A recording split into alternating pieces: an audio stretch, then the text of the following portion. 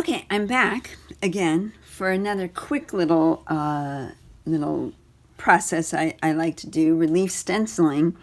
And you saw one on my last video where I did the numbers with the relief stencil.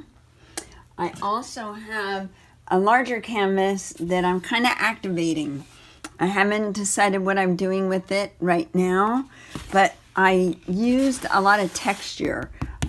This texture I created with my circle stencil. Not a stencil, it's a, I don't know what you call these. I probably know, but I just don't remember. And I have a lot of them, and I don't use them, so I'm starting to use them in my paintings. And down here I used it for the same thing.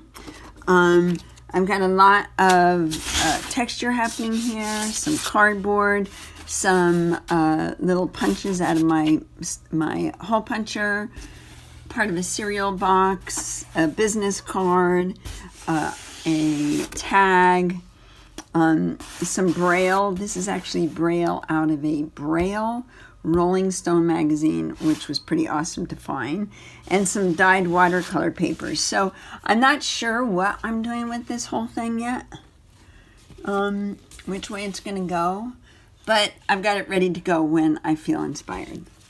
And the way that I did that, I started a little canvas here. I don't know if you'll be able to see the letters that I have in here. And also I have some contractor's tape that I laid down, put my gel medium over, and then pulled the tape off to leave a little bit of a, well, you know, I think I can show you that. Let me see if I can do this.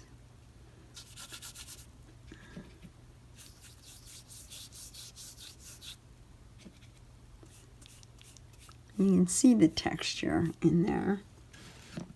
If my paint wasn't so watery. And they usually show up when you start adding in your colors. That's when it's kind of cool. So let me just do a wash over that and put a little heavier over my letters so you can see them better. A little heavier over my contractor's tape. And where is my paper towel when I need it? It's right here next to me. Maybe I can just lay this out.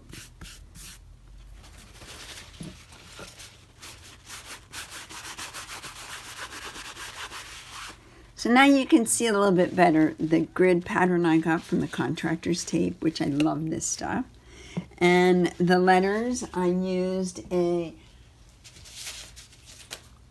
little stencil, laid it on there, and did the relief. And I'm going to do another quick one for you to show you how it works. For this one, I'm using a tintable texture paste.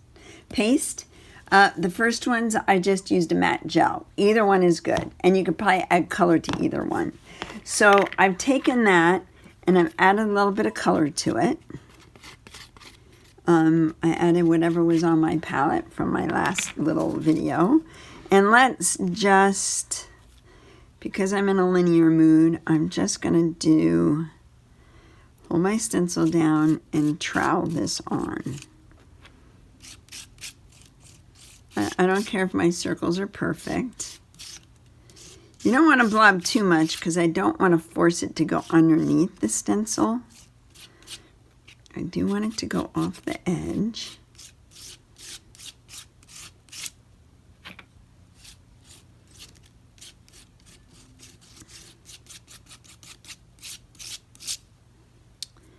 And that might be enough.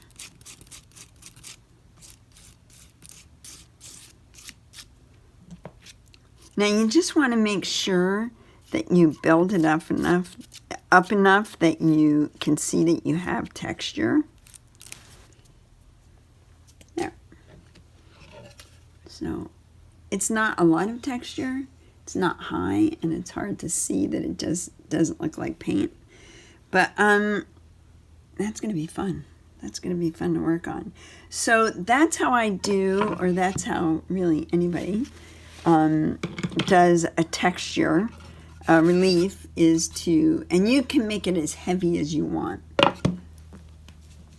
Let's try that one more time, and I'm going to make it a little heavier just so you can see. Since I have a moment to do this, let's take the texture paste, mix it in with my color.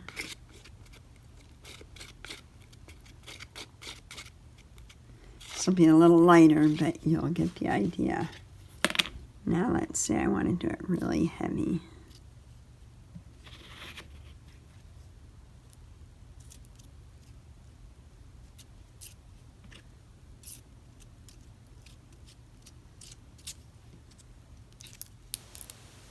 Yeah, that's better.